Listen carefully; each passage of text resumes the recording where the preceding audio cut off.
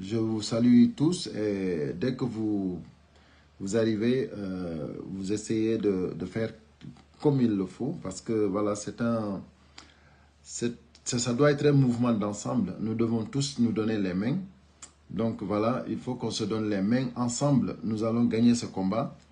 Donc voilà, je suis venu pour parler au peuple de Guinée parce qu'il est l'heure et parler aussi aux activistes et aux blogueurs. Donc, pour voilà, la sensibilisation et la mobilisation. Parce que maintenant, voilà, il est très important que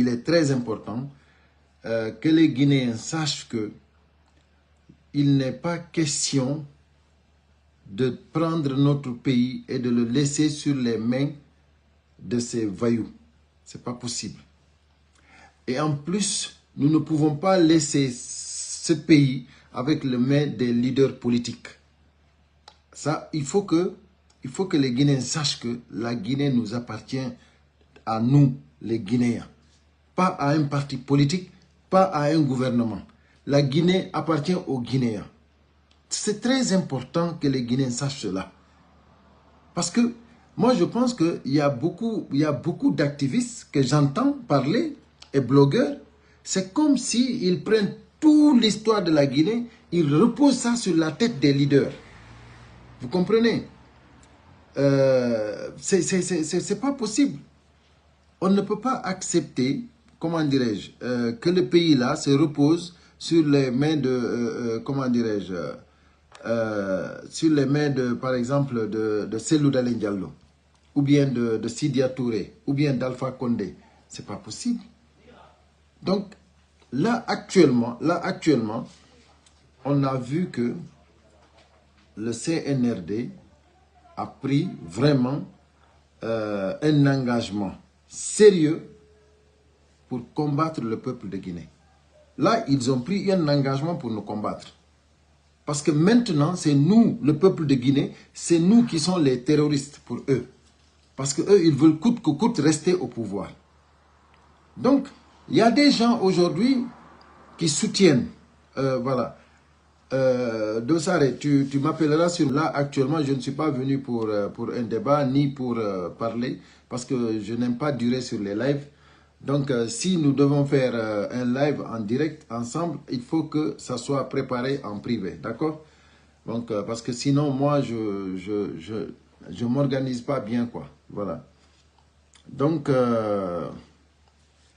Donc voilà, je vous salue tous et je vous dis encore merci pour être là. Merci pour mettre les cœurs. Donc nous devons tous nous donner les mains pour qu'on puisse vraiment gagner ce combat. Et nous allons le gagner. Moi, j'en suis persuadé que nous allons gagner ce combat. Moi, c'est quand je vois des leaders ou bien des blogueurs, des activistes qui prennent notre pays et qui laissent ça sur les mains des leaders politiques ou bien de Cellou Dalein Diallo. Mais moi, je me dis, mais attends, ils ne sont pas des clés, ils n'ont pas vraiment une vision. La Guinée n'appartient pas à Cellou Dalein. Cellou Dalein, il va partir bientôt, il va nous laisser avec la Guinée. C'est son âge, même s'il n'est pas mort, c'est son âge même qui va nous laisser avec la Guinée. Donc si vraiment nous, aujourd'hui, avec la situation là, les gens se disent, où est Cellou Dalein Diallo? Il doit revenir, il doit faire ceci. Nous, on lui a dit de ne pas laisser Ousmane Gawal, de l'attaquer. Nous, on l'a dit de venir maintenant s'attaquer. C'est lui seul qui reste. Il faut qu'il vienne maintenant attaquer le CNRD. Cellou Dalein. Mais attendez, la Guinée n'appartient pas à Cellou Dalein. Moi, je dis que ça, il faut que les blogueurs et les activistes arrêtent de sensibiliser comme ça le peuple de Guinée. Ça ne nous arrange pas du tout. Vous comprenez? C'est-à-dire, regardez bien Fonike Mengue. Fonike Mengue, voici un activiste qui a tout compris. Il n'attend pas Cellou Dalein. Il n'attend pas Sidya Touré. Il n'attend pas Alpha Condé. Il n'attend personne. Lui, il a besoin de conscientiser la jeunesse guinéenne. Voici quelqu'un qui a compris. Moi, vraiment, c'est ce que moi je vois. Moi, c'est ma vision aussi. Voilà. La vision de Fonike Mengue, moi, j'adore. Je respecte. Voilà. Aujourd'hui, ce n'est pas parce que moi je veux que Cellou Dalein soit le président de la République de Guinée que je vais dire tout va se reposer sur Cellou Dalein. Ce n'est pas possible. C'est pas possible.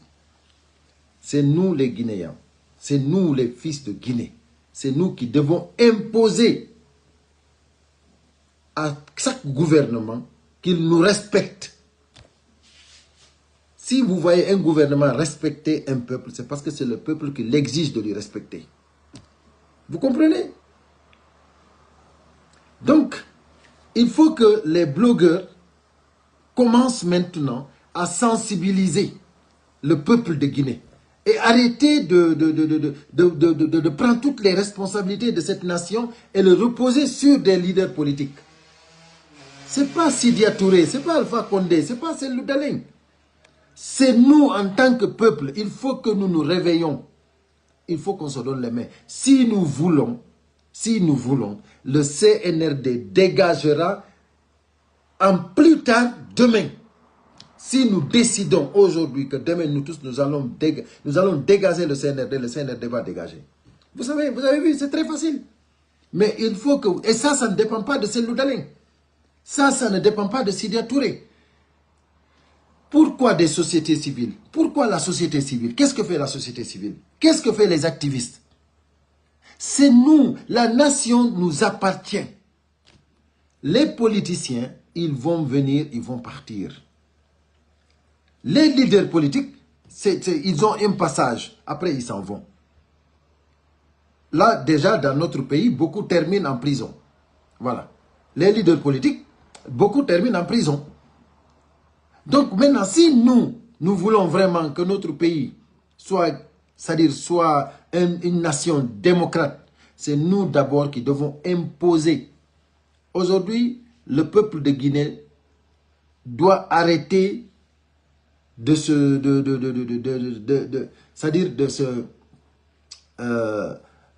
faire des débats inutiles, d'autres qui soutiennent le CNRD. Aujourd'hui, au jour d'aujourd'hui, avec tous les kidnappings, avec tout le manquement, avec tous les chômeurs, avec tout le, c'est-à-dire toutes les difficultés que traversent les Guinéens, aujourd'hui, on a des gens qui soutiennent le CNRD. Donc ça doit arrêter. Ça doit s'arrêter. On ne peut pas continuer à soutenir des voyous. Vous qui soutenez le CNRD, il faut que vous sachiez qu'il faut que ça s'arrête. Parce que vous n'êtes pas plus bénis que nous. La Guinée ne vous appartient pas. Ce n'est pas parce que vous gagnez de l'argent, là maintenant, vous taisez, vous soutenez, vous essayez encore de manipuler l'opinion et vous voulez que maintenant, après nous, qu'on ne dise rien. Et vous ne voulez pas après payer ça. Bon, vous allez payer ça très cher. Ce que vous êtes en train de faire, vous allez le payer très cher. Il faut qu'on vous dise, bientôt, on fera une liste. Bientôt, on fera une liste. Vous qui soutenez le CNRD, bientôt, on fera une liste.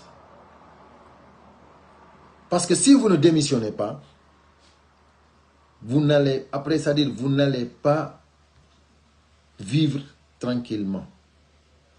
Parce que les Guinéens ne vont pas vous tolérer. Mes chers compatriotes, réfléchissez très bien ce que vous êtes en train de faire. Aujourd'hui, Dansa Kourouma, il est prêt.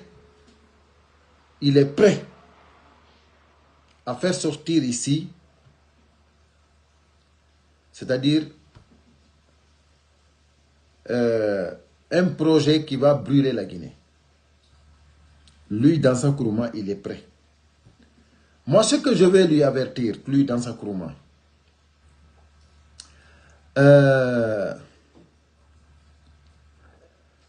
c'est-à-dire, ce que je peux dire à Dansa Kourouma, c'est-à-dire de bien réfléchir avant de faire sortir le projet qu'il est en train de préparer. Dansa Kourouma, réfléchis bien. Parce que l'argent ne fait pas le bonheur.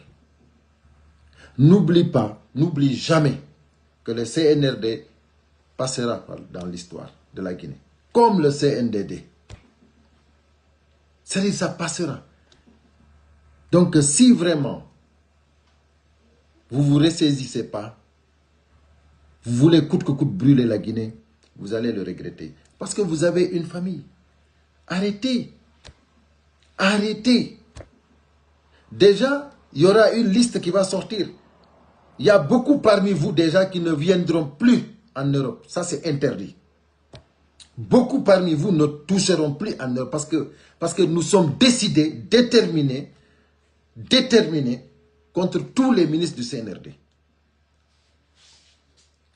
Parce que maintenant, il faut que les autres pays, pas seulement en Europe, il faut que les autres pays africains, partout là où vous allez, pour qu'on vous démontre, qu'on vous dénonce et qu'on démontre à tout comment dirais-je, les pays là où vous allez partir que vous êtes des criminels.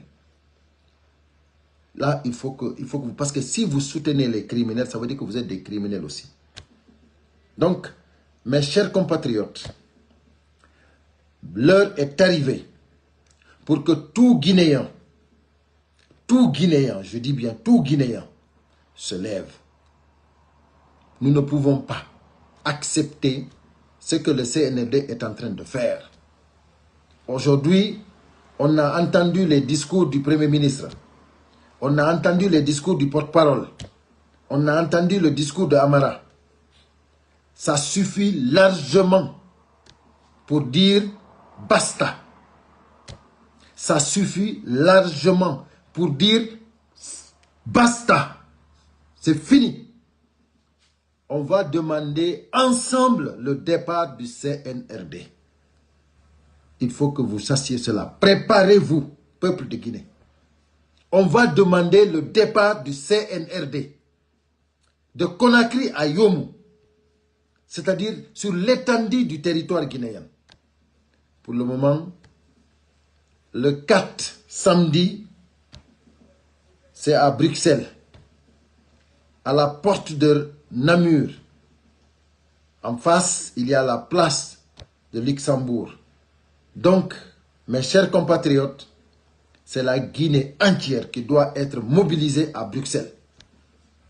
Nous ferons de la partie, moi personnellement, je ferai de la partie, parce que le combat, nous allons le gagner. Nous allons gagner ce combat. Mamadi Doumbouya, lui-même, il sait qu'il est un voyou, il est un criminel. Lui, Mamadi Doumbouya, il le sait. C'est Ousmane Gawal. Comme Ousmane Gawal, c'est un autre voyou. C'est un autre délinquant. C'est pour cela Ousmane Gawal, il l'utilise pour ses besoins. Là maintenant, actuellement, c'est-à-dire ils sont prêts. Ils sont prêts. Les discours qu'ils tiennent, c'est des discours va-t-en-guerre. Et lui, Ousmane Gawal, il se comporte comme s'il est notre papa. C'est lui qui sait ce qu'on veut, c'est lui qui sait ce qui est bien et ce qui n'est pas bien pour la Guinée. Les Guinéens, c'est des enfants. Ousmane Gawal, tu vas nous trouver sur ton chemin. Tu vas nous trouver sur ton chemin. Baouri, vous qui m'appelez, qui êtes de Pita, arrêtez de m'appeler. Vous qui m'appelez pour me dire de ne pas parler de Baouri, arrêtez. Baouri, il est devenu un voyou. Les discours de Baouri, c'est des discours de voyous. Ce n'est pas Baouri que nous, on connaissait. Ce n'est plus lui. C'est un voyou maintenant. Parce qu'il a décidé catégoriquement de ne pas trahir Mamadi Doumbouya.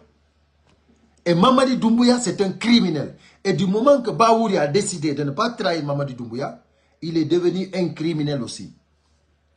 Donc, là, actuellement, il est à Paris, hein. Mais, il va avoir ce qu'il mérite, Baouri. Il va avoir ce qu'il mérite. Ce n'est pas lui seul. Tous les ministres du CNRD, ils vont avoir ce qu'ils méritent. Voilà. Vous avez changé d'hôtel. Mais ça ne suffit pas. Vous allez voir. Ce n'est pas parce que vous avez changé d'hôtel que vous allez échapper aux Guinéens. Donc, et nous, même le président Emmanuel Macron, il va nous entendre. Il va nous entendre. Parce que notre pays, ça nous appartient. Donc, mes chers compatriotes, il faut que vous sachiez que l'heure est arrivée. il est l'heure maintenant. Et les blogueurs, les activistes, je vous lance cet appel. Tous les activistes et blogueurs guinéens, lancez-moi cette vidéo à tous les blogueurs et à tous les activistes, s'il vous plaît. Il faut que les activistes sachent qu'on doit maintenant arrêter complètement de mettre le combat là au-dessus des leaders. Là, ça nous appartient, nous, la société civile, nous, les citoyens guinéens. C'est nous qui devons imposer. C'est nous qui devons imposer au CNRD. C'est notre pays. Des bandits ne peuvent pas gérer notre pays. Alors que nous, on est là, on dit rien. Non, non, non, non, non, c'est fini. C'est pas Alpha Condé, c'est pas Sidia Touré, c'est pas Lansana Kouyaté, c'est pas Cellou Dalein. C'est nous les citoyens guinéens. Il faut que ça soit clair. Le message doit passer. Parce que moi j'ai beaucoup entendu à chaque fois. Non, c'est Cellou Dalein, c'est lui qui doit venir, c'est lui qui doit affronter, comment dirais-je. Non, moi je dis non. C'est manque de vision. C'est manque d'éveil, c'est ce qui nous fait parler ça. Vous pensez que si nous savons ce que nous voulons, vous pensez que nous on peut accepter que le CNRD gère comme ça notre pays et que nous on va accepter, attendre qu'un leader politique vienne? Si le leader politique, si Cellou Dalein vient par exemple, et il règle le problème du CNRD, lui si Cellou Dalein vient, il combat le CNRD directement et que lui il gagne le combat. Mais en ce moment il va se prendre comme un roi. Il va se prendre comme un roi, lui aussi il va gouverner, il va prendre la Guinée comme son territoire, c'est-à-dire comme son propriétaire. Parce que c'est lui qui a combattu, c'est lui qui est venu, c'est-à-dire c'est lui qui est allé à la mort. C'est pour cela, il faut qu'on sorte de ça. Il faut que nous sortions dans ça. C'est-à-dire la Guinée appartient aux Guinéens. Cellou Dalein, peut-être d'ici quelques années, on ne va plus parler de lui. Sur la scène politique, c'est fini. Regardez aujourd'hui Joe Biden. Regardez, l'âge de Joe Biden ne lui permet plus d'être candidat. Vous comprenez? Donc, est-ce que maintenant, si tous les combats, si c'était la Guinée qui est aux les États-Unis, maintenant, si tout le monde comptait que sur Joe Biden, c'est fini. Donc, c'est pour cela que je dis, il faut que les Guinéens sachent que ce combat-là, ça dépend de nous, les Guinéens. On ne va pas mettre ce combat-là sur le dos des leaders politiques. C'est fini ça. Arrêtons ça. Ça, c'est un mauvais chemin.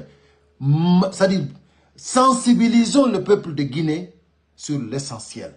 Sensibilisons le peuple de Guinée pour que tout le monde sache que le pays nous appartient. N'appartient pas à un leader politique. N'appartient pas à un gouvernement. Les prochains gouverneurs qui vont gouverner la Guinée, il faut que déjà qu'on les démontre eux-mêmes que le pays nous appartient à nous. Nous sommes des vrais citoyens. Donc c'est ça. Il faut qu'on impose cela dans notre pays. Mais si on attend les leaders politiques, mais après ils vont prendre, ça sera un royaume. Donc c'est pour cela, moi je vous dis, il faut qu'on s'éveille. Il faut qu'on ouvre les yeux et qu'on écoute très bien. Et qu'on aperçoit de loin. Et qu'on arrête les critiques négatives. Quand je vois des gens aujourd'hui qui critiquent, comment dirais-je, la société civile qui critique par exemple les leaders politiques, soit disant que voilà, c'est eux qui doivent faire ça, c'est eux qui doivent faire ça. Mais non, mais attends. Vous prenez le pays, vous les donnez. C'est pas comme ça. Donc, mes chers compatriotes, voilà, l'heure est arrivée pour que le peuple de Guinée se lève et impose sa suprématie. Et qu'on impose vraiment, comment dirais-je, au CNRD, voilà, que notre suprématie, parce que c'est notre pays, c'est notre nation. Eux, ce n'est que des bandits, des voyous. Il faut que nous, le peuple de Guinée, qu'on lève le ton et qu'on impose cela. Voilà, en ce moment, que ce soit Cellou Dalein, que ce soit Sidia, que ce soit n'importe qui viendra pouvoir, il va nous respecter. Parce qu'il va savoir que c'est nous. Voilà, quand on dit non, c'est non. Donc c'est ça. Maintenant, je vais m'exprimer en pulaar, vous allez m'excuser. Pour terminer, voilà, on a hacké vidéo on déjà au duty seda mi dano mo jutinde kono on andi mi wawata gaynde do mi wola les pulaar. Aray ko adi ko mi do salmina on fop, mi do weltano on, mi do jarna on senditu gongol moƴƴa wadugol keurji dig mi do weltano on buy ko wana seeda. Donc haray hande ko addimmi do ko fi andi gollon sayon yoni leron hewti fi dégage gol CNRD on voilà be holli en ko hollete kon fop hande kadi en fami joni kidnapping on yawgol ƴetta himɓe ɓen ko mum ɗum ɗon ɗen joni woni joni c'est-à-dire kala hooloraɗo kala andaɗo no wawi mobilisude jama on ɗon ko ƴettoyteɗo ko makko on andi hande kadi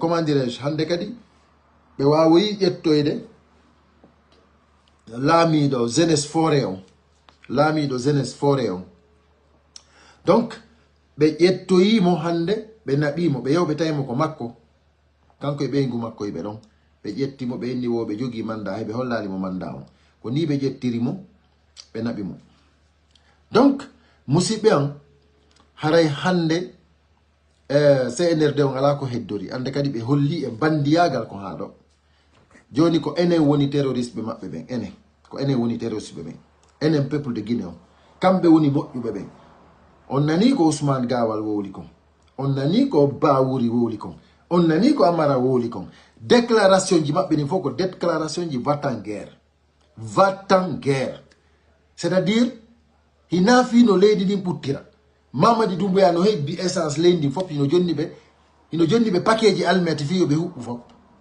on faami on andi laaɓi poyi jonnon hino noon joni noon min ko addimbi ɗo ko fi andingol non ko ma immoɗen en fop ko ma immoɗen en fop ala o ma o ko ma immoɗen en fof hara en ƴettali ndi leydi meɗen accirɗen politicien ɓe ɓen himɓe buy ko woni ko hunduko maɓɓe ko woni ko ɓe ñallirta ko woni ko ɓe yirirta ko wigol selludalen waɗali ɗum ɗo selludalen artali selludalen daranaki ɓe ko kanko duwa ittude ɓe ko kanko faala laamu ko kanko waɗi ɗum ko kanko wattiri ni Sidia Touré no fanki oɗa arali Lansana Conté no tawti ɓe joni o arti joni mo faala joni o yaggi ko naati ɗo ko yalti ɗo wimi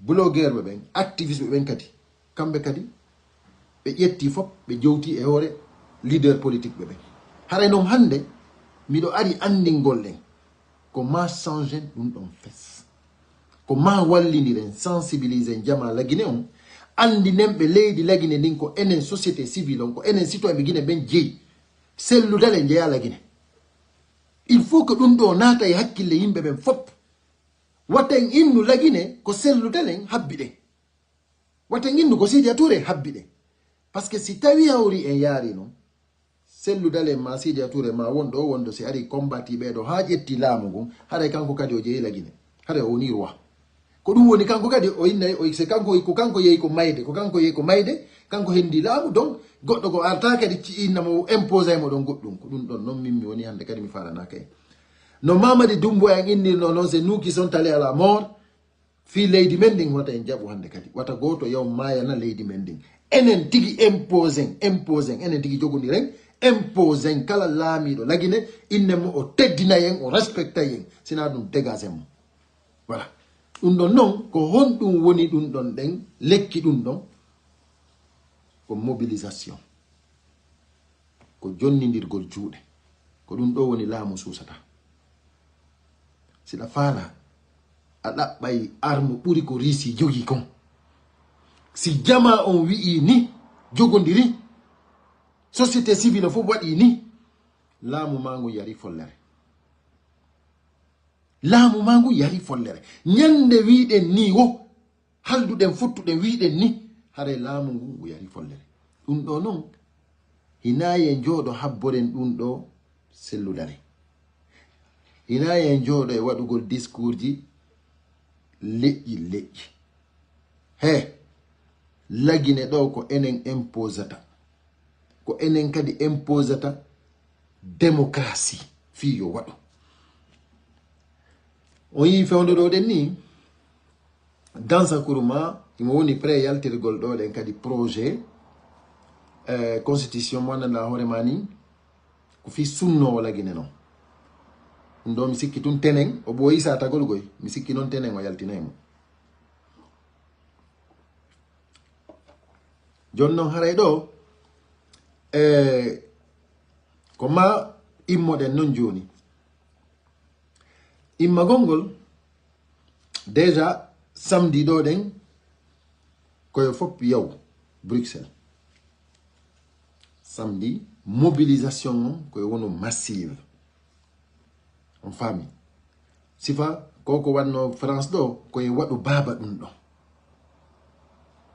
parce que ko honto suti den ko si mot d'ordre on jonnama ko départ Mamadi Doumbouya e Clamon départ CNRD on dum non na e wupu on andi kambe fondore ni be wadi sanamuji be yeyi be dabbi nayi be iri be sunnidi ala façon ko be wadali fi yo guinéme ben ombu hunduko mum kom be mo be jonni mbudi o hara wo laali haray non onon be won be soutenude CNRD wona be jonnede mbudi on bura men barki on bura men jeeyede lagine menen kadi si meden faala men jabay mbudi men fanka mais kono men daru men tay dum don arrange ta leydi men ni donc bay non haray hina fi wondema ko fi intérêt personnel ko nafata leydi kon wadete fondo do den gila fuddi don golli dugol CNRD on hebi mbudi goy joni ko wigol wondema on yonnatangol menen men jabanta on dum do men acci o mo nyami meden suti yimbe ko herjo don kon won don complice fanko don hay goto mo démissionnali jonnon hewti non joni ko démissionnon madum ko yalton leydi ndi c'est-à-dire sina dum on tawete e liste mo andanda hoore mani moƴƴanoyta on jango si on jodike on anditali hande wondema si tawi hawri on kontiniri ni sutonugol ɗi bandiji ɗo jango on heɓata ko wuuro jango on ɓiɓɓe mon heɓata kadi ko wuura haray ɗum ɗon on fus men wawana on parce que on ɓura men barki on ɓura men jeeyede lagine c'est-à-dire vous allez faire vraiment ce qu'il faut sina ɗum sayi on hewti leer on hewti son tawama e on liste ɗon haray feere mon boni ko wiɗon on heɓi ɗo kon fop ko sunnete ɗum kala ko wiɗon on heɓi ɗo e nder CNRD on fop ko sunnete ɗum parce que on ɓura men barki voilà il faut que laaɓodiren poste CNRD on ɗi déclaration ji porte parole maɓɓe on ɗi déclaration ji premier ministre on men tonga men hirsu voilà menen men hawjanaɓe par ce que men landoto ko départ maɓɓe on CNRD on fop ñuroy ɓe yaltay e nder leydi lagine ndi ɗum ɗon koyo henan on ko ɗum waɗi mi inni préparez-vous accire ni dampidiro hakkundeji meɗen accidiren ni critique ji hakkundeji meɗen enen blogueur ɓe enen activiste ɓe ɓen yewtoɓe ɓen ko réseaux sociaux yewten jama on ko moƴƴi yewten ɓe kadi ko nafata leydi ndin kon ɗum ko honɗum ko wigol yen darano leydi ndin hara en ƴettali ndi leydi dewten e hoore leader de politique ɗum noon c'est pas bon moƴƴa few ɗum noon hina ideji moƴƴi noon si tawi hawri en inni wondema kala ko selludalen waɗali waɗetake ko kanko tu woni wawɗo daranade ɓeɗo haray hande kadi ko ɗum woni en ala nation haray ƴetten lendin okken sellu awa CNRD gerde e makko ton den ha ko wawi o kankay so gañike o jetta lendin o wona roi haray ko ɗum ɗo won nder ton min no min mi wona d'accord e ɗum ɗon min komi faala ko yen immo en fop meɗen société civile on no ñoy immoɗen en fop ko yaasi ko nder ko wakkiloɗen par ce que ko leydi meɗen est ce qu'on faami donc ɗum ɗon noon andi ton fonike menge ko immiɗo ton ari Europe on fop o waɗi ga fop Amérique o waɗi tourné o sensibilise guinéɓe ɓen fop o andini guinéɓe ɓen ko ma immoɗen dartoɗen kanko tigi o yeehi o hewti mo andunoɓe nangay mo o gandi ɗum ɗo ko waɗiri ɗum naafi makko kono e hoore ɗum woodi guinéen ɓe jooɗiɓe e critique gol mo noyna ko intérêt makko o jokki ko fi on andu no woodi yimɓe goɓe wonduɗen sen tewtike ɓen min mi yeeyi min mi nani noppi am frère Kindi wonɗo Allemagne on himo sabota comment dire fonike menge fi miɗo yalti miɗo waɗi message fi fonike menge yo sutene mimo yalti mo sabota ɗum mi inni wo kanko wo ɓen sadi hayso sokama koye haldigal wo wona sokede tellement ko yon andu hiɓe wawi ko muusi sen tewtike ɓe moƴƴanta en musidɓe am immoɗen daroɗen daditoɗen hara en ƴettali ndi leydi accirɗen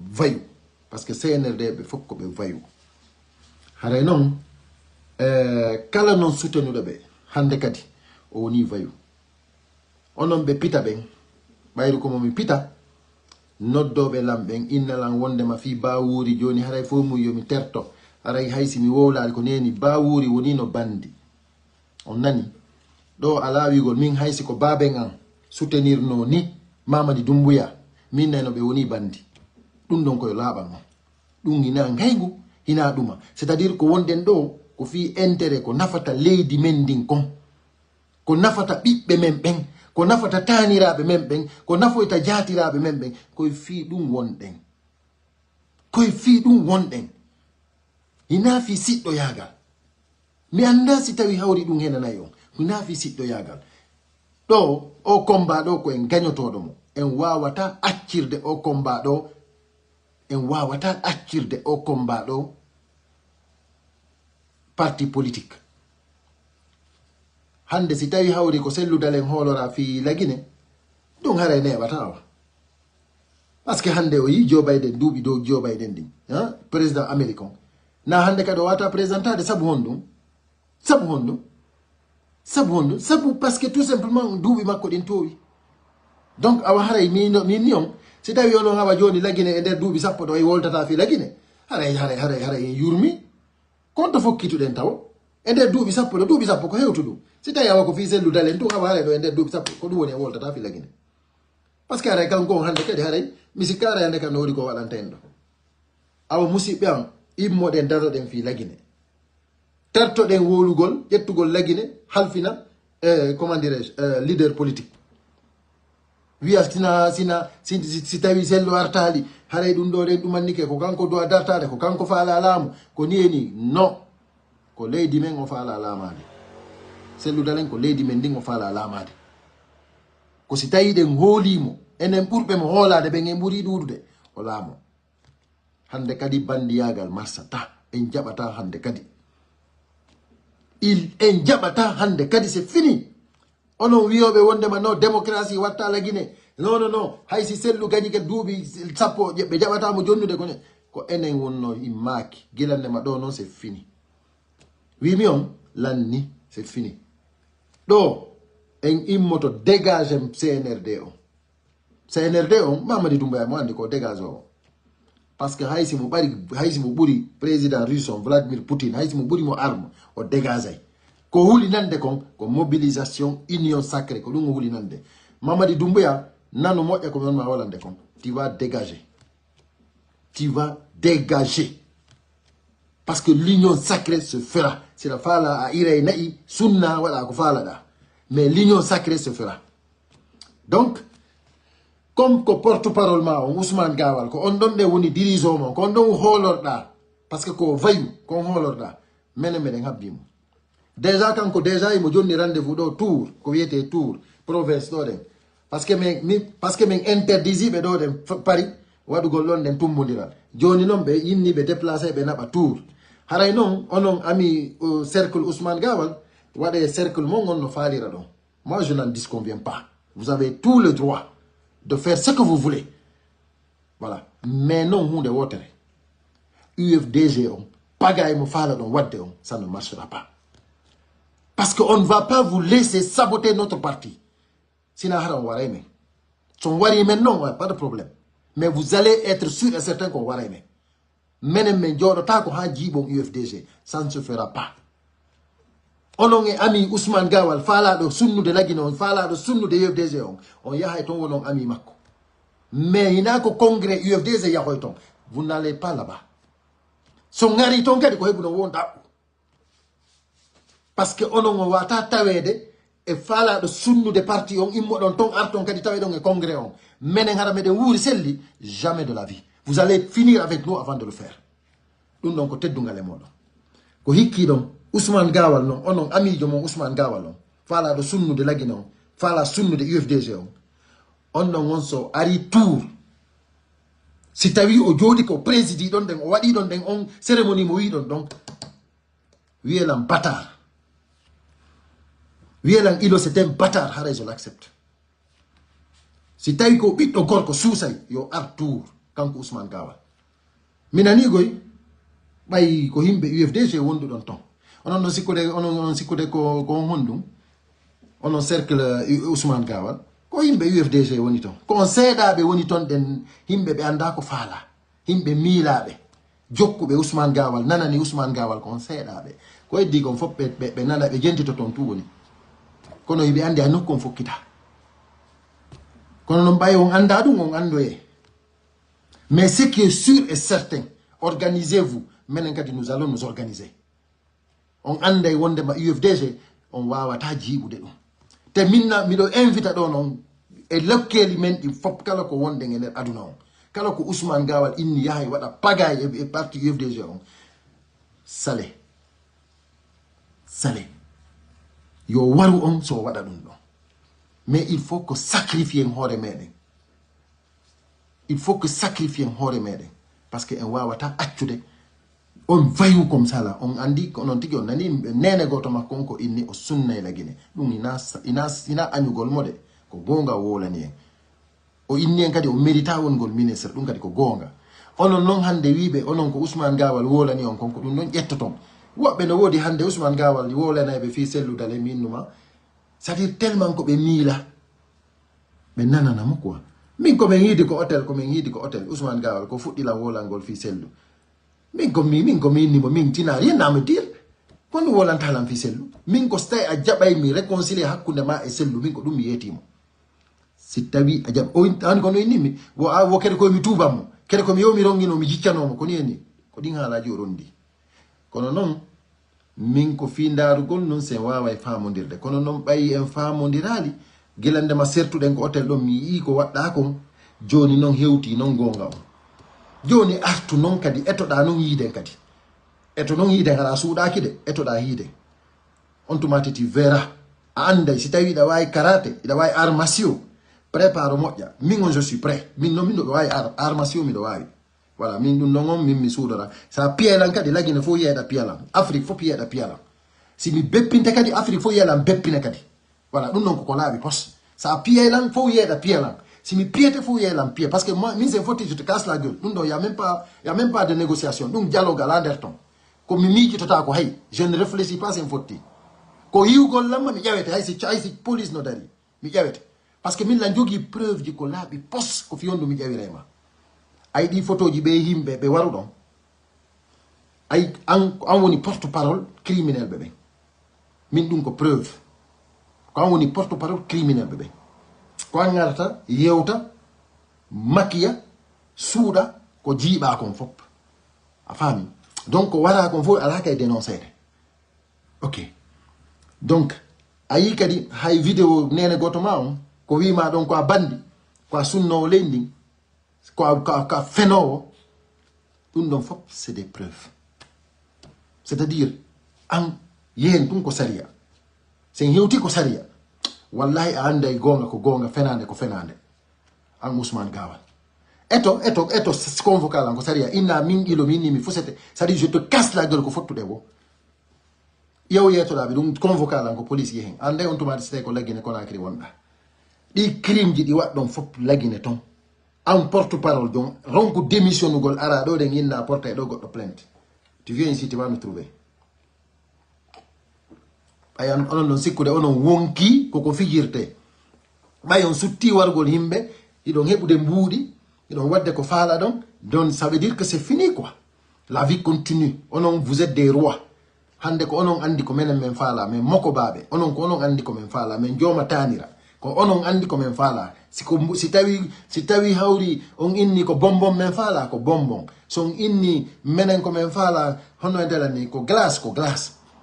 C'est-à-dire que courant men fala, c'est-à-dire que lawi men fala, c'est-à-dire que dundo an Ousmane Gawal ay ni vraiment quoi vayu wallahi c'est ni di mitante vayu yagal mangal min non min ko welata la woko ko pay haray aduna fo yi en live min ko non to welata la parce que ça va rester dans l'histoire aduna fo piye ko bi jabayma dum non c'est clair min ça me fait plaisir min dum ko plaisir an non voilà min ɗum hay goto min minela yo waajolan go sengo ɗon maɗum onon nodduɓe lan e waajogo lamɓen on jarama mais kono ɗum ɗo min ko plaisir am voilà ça c'est mon plaisir voilà ɗum ɗon on ko non woniri haray ko nodditango fi jama fof immo hara accirali ndi leydi leader politique jo en accirali ndi leydi bandi immoɗen ko leydi meɗen voilà ko ndi leydi ɗo mamaɓe men ɓen accanno en voilà waten accirde hande kadi hay goto ko enen imposata démocratie wata goto ɗayno en waten naadu rebel ko leydi meɗen immoɗen enen ɓiɓɓe leydi ndin voilà c'est l'heure maintenant wallahi région ji ɗi nayi no waɗayni komin haalani on région ji ɗi nayi waɗayni komin haalani on ɗum mare moƴƴa mandita ɗum wakkiloɗen sensibiliser jama on va gagner ce combat haray en wi ɗum haray menen gaɗen woni déjà 1h34 minutes mais on yi ngore ala ronkere ala parce que vraiment ko wona ɗen waɗede kon yadata e ɗoyngol yadata e ɗoyngol mais si Allah on jaɓi en gagnato parce que en décourage tako gonga e fenade gonga waway tum fenade wata goto hulu Mamadi Doumbouya laamu makko ko yargo follere ko min haalani on ɗum on jarama sendite moƴƴa yo jam e kisi e wona e meɗen